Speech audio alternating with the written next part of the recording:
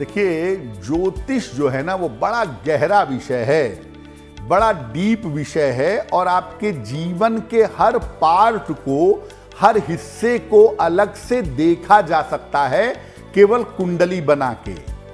नवमांश कुंडली क्या होती है?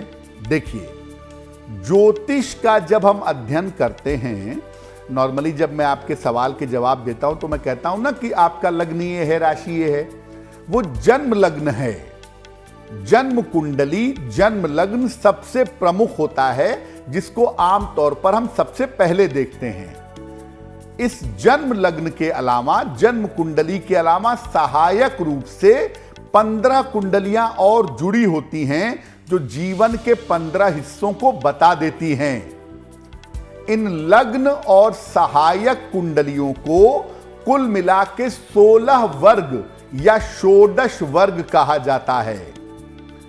जितनी भी कुंडलियां हैं, 16 कुंडलियां, उसमें सबसे ज्यादा इंपॉर्टेंट है जन्म कुंडली यानी लग्न कुंडली और नवमांश कुंडली।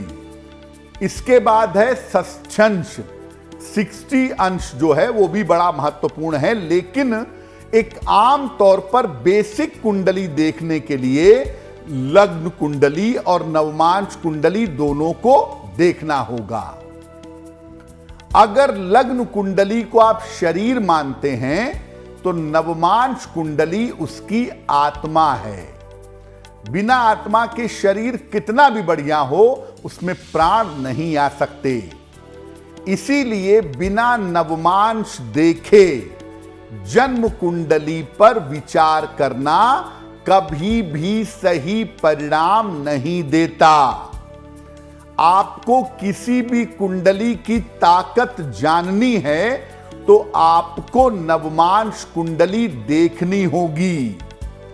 नवमांश कुंडली से आप ग्रहों की शक्ति के बारे में, वैवाहिक सुख के बारे में और तमाम रहस्यों के बारे में जान सकते हैं।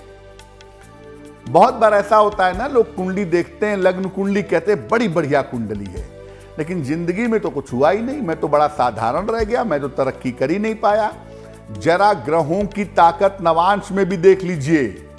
नवांश का हाल क्या है? हो सकता है लग्न कुंडली में जो बड़ा शानदार दिख रहा हो वो नवांश में अच्छा ना हो, तो जिंदगी एवरेज हो जाएगी। इसीलिए लग्न, चंद्र और नवांश, ये 3 कुंडलियां जब आप देखेंगे तब आप एक्यूरेटली किसी भविष्यवाणी पर, किसी प्रेडिक्शन पर पहुंच पाएंगे। एक बात तो आपने समझ ली ना कि लग्न कुंडली जितनी इंपॉर्टेंट है, नवमांश उससे कम इंपॉर्टेंट नहीं है।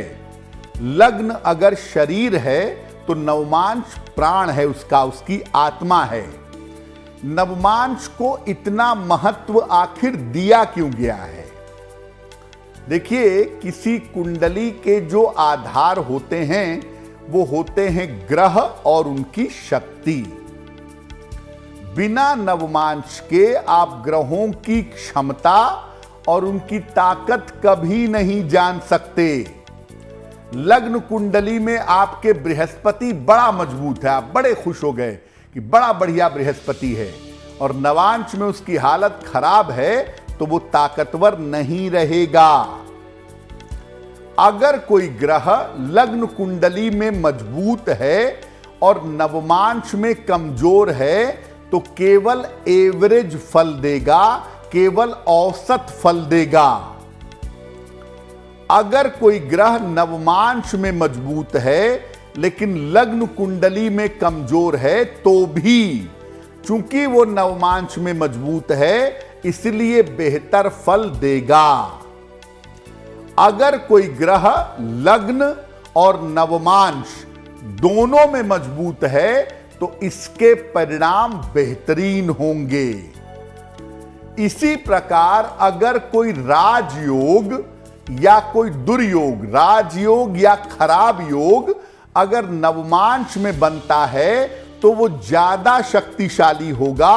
राजयोग होगा तो ज्यादा बड़ी सफलता मिलेगी, अशुभ योग होगा तो जीवन में ज्यादा नुकसान होगा। बिना नवमांश कुंडली का सूक्ष्म अध्ययन किए हुए विवाह पर विचार ना करें। लोग क्या करते हैं, लड़के लड़की की राशि देखे, नक्षत्र देखे, 25 गुण मिल रहा है, शादी कर लो।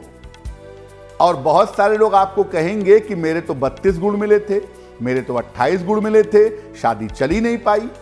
देखिए, गुण वाले कैलकुलेशन का दोष नहीं है, गुण एक बेसिक इंफॉर्मेशन है केवल।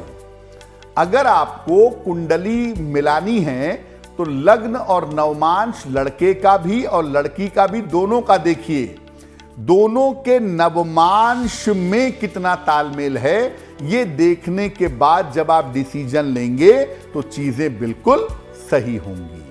एस्ट्रो तक ऐप पर आपको मिलेगा भविष्य से जुड़े हर सवाल का जवाब। डाउनलोड कीजिए एस्ट्रो तक ऐप और चुटकी में जुड़िए इंडिया के बेस्ट एस्ट्रोलॉजर से।